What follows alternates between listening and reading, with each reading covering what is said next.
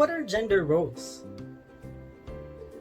On a social-cultural perspective, how do we develop the idea of having certain roles or perceptions on gender, such as, for example, women being nurturing and men being strong and being able to provide for their family?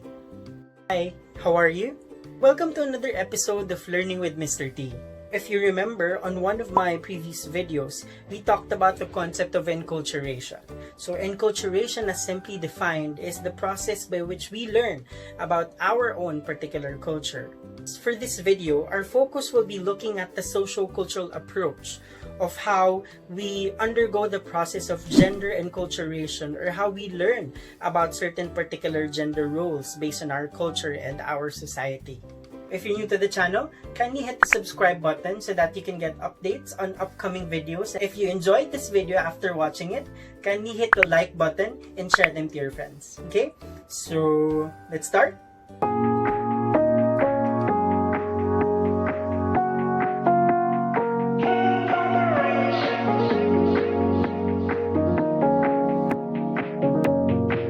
The main topic for this video will be all about gender enculturation, or how do we learn about the concept of our gender and gender roles based on our own culture and society. But let's first try to define what gender is. So we'll look at the definition of WHO as to how they define what gender is.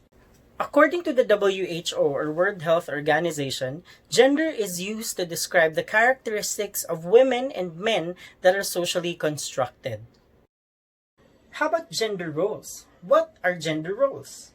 According to Faulkner in 2012, gender roles are defined as the behavioral expectations we have according to the biological sex of an individual.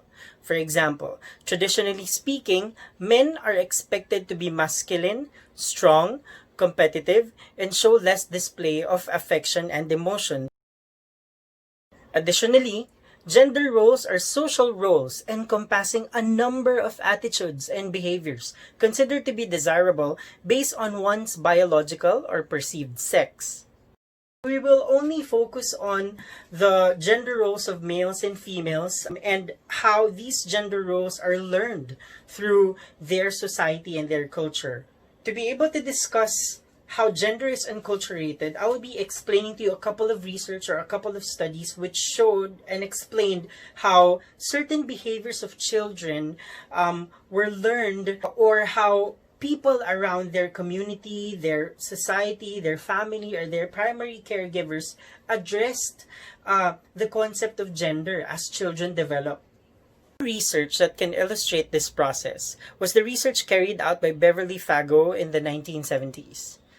Her research on the influence of the sex of the child on how parents react to their toddlers utilized naturalistic observation and interviews, with the aim to observe parental reactions on the behaviors of their children, which was deemed inappropriate for the kid's gender. This was based on what was considered the norm in American culture back then, or at the time the research was done. What they did in the study is that they tried to look at the reactions, or how the parents would interact and react towards their children if their children would display certain behaviors contrary to what was initially perceived to be their gender. Let's say if a female kid was playing with, socially prescribed toys for males, and vice versa. Participants in her research are 24 families, with 12 families with boy kids and another 12 families with girls. With an observation checklist, the researcher and her team observed home environment and interactions between the parents and their children. They found that parents react in a favorable manner when a child was engaged in what was perceived as gender-appropriate behavior. However, based on the results, based on a follow-up interview with the parents self-reported perceptions of their interactions with their child did not correlate with what was observed. In Smith and Lloyd's research, they aimed to understand whether mothers react differently towards a baby depending on the sex of the infant. They did their study by taking videos of 32 mothers playing with a 6-month-old actor baby. So this baby is not their own child. So this is just an actor baby using sex-typed and sex-neutral toys. What do you mean by sex-typed and sex-neutral toys? For sex-typed toys would be like toys that are often appropriate for boys and toys that are often appropriate for girls. And then the actor baby had a sex-appropriate and cross-sex clothes as well. Participants did not know whether or not the baby was male or female. Let's say a young boy was dressed to be a young girl, or a young girl was dressed to be a young boy, and playing with sex-appropriate and cross-sex appropriate toys. The results showed that when babies were perceived as boys, they were more encouraged to play actively, while babies who were perceived as girls were offered with dolls and other sex-appropriate toys. Of course, you also have to consider that this study may also be limited, as the results may be due to individual differences or preferences of the parents or the mothers in the study. And you should also look at the temporal validity of this study as well. I'll put a link in the description box on some videos I found which replicated these studies, so that you can further understand them better. So you can check them on the description box below. I hope you learned about how gender is enculturated, or how gender is learned, or I hope you've seen some examples of how gender is learned by means of how we interact with our social environment, our families, our primary caregivers, and even perhaps your community. I leave you with these couple of questions. Let's say that you perceive a particular kid as a boy based on how the kid is presented.